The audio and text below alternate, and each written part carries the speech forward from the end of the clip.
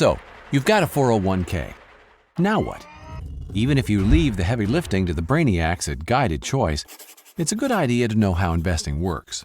And if you're the do-it-yourself type, you need to understand how to invest appropriately. Don't worry, we're not going to show you tons of math. All you need to know to get started is that there are three big types of investments called asset classes: stock, bonds, and cash. Stock is just ownership in a company. There are many ways to classify stock. Two major ones are size, called market capitalization, or CAP, and company location. Each classification has its own typical level of risk. Large cap stocks include the 500 biggest companies in the U.S. Apple, Walmart, Disney, Ford, McDonald's. Ever heard of the S&P 500 or blue chips? Same thing. Keep in mind, all stock is risky, but these are generally considered the least risky. Mid-cap stocks include roughly the next 400 companies by size, smaller but still fairly well established. They're considered riskier than large cap.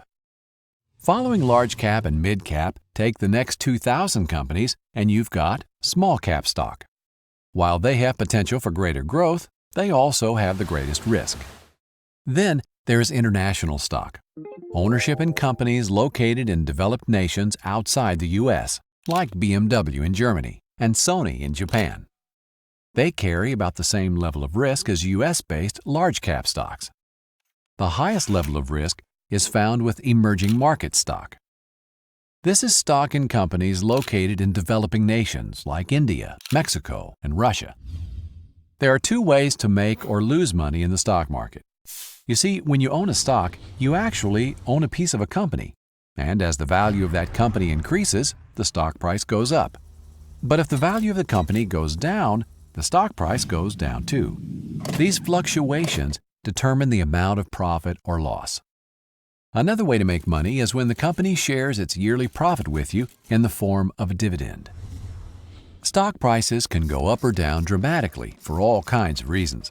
As a result, stocks are the riskiest types of investment in your plan, but over a long time, they can also be the most rewarding. Next up, bonds.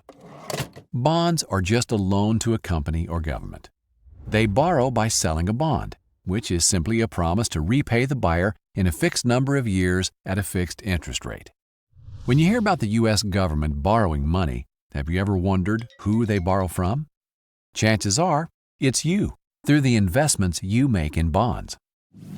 If interest rates go down after you buy a bond, its value goes up. If interest rates go up, then your bond value will go down. How much the value goes up or down with a change in the interest rate depends on how long the bond is. The longer the bond, the more risk, as the more the value will go up or down with interest rate changes. However, in general, bonds are less risky than stocks. Cash is, well, cash.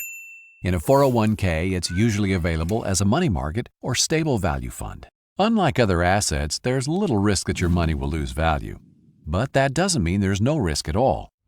If you hold too much cash, you are at risk that inflation will leave your money worth less compared to everything else. For example, in 1950, a nickel would buy you a Coke. But if you saved that nickel until today, you wouldn't have enough to buy that same Coke. Cash loses value over time. Most people with 401k plans invest in mutual funds. These hold many different individual stocks or bonds chosen by professionals for a given level of risk and potential reward. So, how do you choose the right mix for your specific needs? You may be surprised to hear that according to the majority of corporate pension plans in the world, there really is a single best way. It's called modern portfolio theory. The details are a lot of math, but understanding what's behind all the numbers is remarkably simple. In fact, you've probably already heard of it. Don't put all your eggs in one basket. You balance risk and reward by holding lots of different types of investments. The technical term is diversification, and it's the name of the game in investing. So how do you do it right? Most of us understand that if we take more risk, we expect more return. Let's look at the math. The line shows us that for any given level of risk, we can expect a certain rate of return, More risk, more return. The challenge, as you may be aware, is that markets don't move in a straight line. They go up and down. The goal is to buy low and sell high.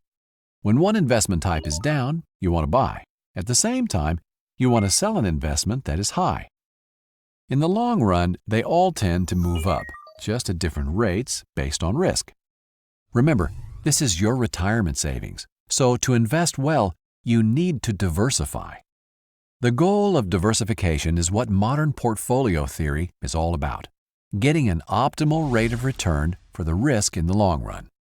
To do that, you want to invest on what is known as the efficient frontier. The details of drawing the curve are just a lot of math. You could spend the spare hours of your days creating the efficient frontier on a very large spreadsheet, or you can let experts do it for you. In fact, the answers are already right where you want them, online, and probably already in your 401k plan. Guided Choice can give you personalized advice recommending a specific mix of stocks, bonds, and cash to reach your retirement income goal. You can even use it to try different strategies and project the results. Whether you take the investment recommendation from our brainiacs or choose to do it yourself, hopefully now you're a little more confident about how retirement investing works.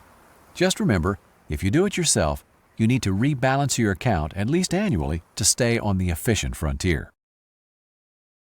This video is sponsored by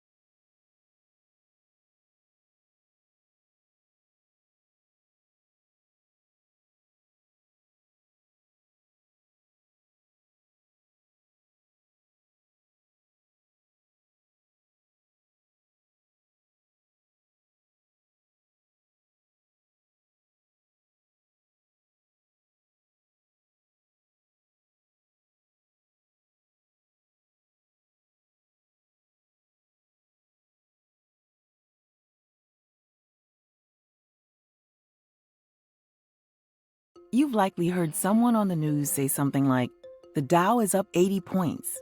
But what does that mean? They're talking about the Dow Jones Industrial Average. The Dow is an average of the price of a selected group of stocks, also known as an index. Rather than a micro look at just a single company's performance, an index helps investors see the overall performance of the broader market. The Dow was first created by financial journalist Charles Dow in 1896, and it included just 12 companies. Over time, the index grew, and as of 2020, the Dow includes 30 companies from 9 different sectors. The 30 companies in the Dow are selected because they're considered market leaders in their sectors. If an individual company is underperforming the overall economy, a committee may consider replacing it with another. For example, in 2018, GE, the last remaining original company in the Dow, had been underperforming its sector for several years. GE was removed to make room for the drugstore chain Walgreens. Including major companies in different sectors is meant to paint a picture of the overall market and signal to investors if a portion of the economy is weakening. Keep in mind that the stock market is not the economy, but historically, the Dow has generally tracked U.S. gross domestic product, an overall measure of economic activity. While the Dow is meant to provide a snapshot of the stock market's performance, certain features may skew its outlook. First, the Dow's 30 companies are a pretty narrow slice of the U.S. stock market, which contains thousands of publicly traded companies. Having such a small view could distort what the broader market is signaling. Next, the Dow is price-weighted. This means companies with a higher share price have a larger effect on the average, regardless of the company's actual size. For example, Goldman Sachs was trading around $177 on May 12, 2020, while Pfizer was around $37. However, Pfizer's market capitalization was $207 billion compared to Goldman's $60 billion. This means that even though Pfizer is over 3 times larger by market cap, Goldman Sachs carries more weight in the index based on its share price. Because of this, some investors feel that the Dow is a less precise way to monitor the market and believe that another index, the S&P 500, is a more accurate representation. The S&P 500 features 500 companies from every sector. In addition, the S&P 500 is market cap weighted instead of stock price weighted. This means larger companies with a higher market cap have more influence over the index than smaller companies. The difference between price and market cap weighting was obvious in early March 2019 when Boeing's shares dropped 14% following its grounding of the 737 MAX. Because Boeing had the highest share price in the Dow at the time, its fall dragged the Dow Jones with it. Meanwhile, the S&P 500 rose because the broader market was performing well. So while the Dow Jones can serve as a quick gauge of the U.S. stock market, it can't tell you everything, which is why it's important to look at multiple indices in order to get a more complete picture. TD Ameritrade is where smart investors get smarter. To stay up to date on new videos, please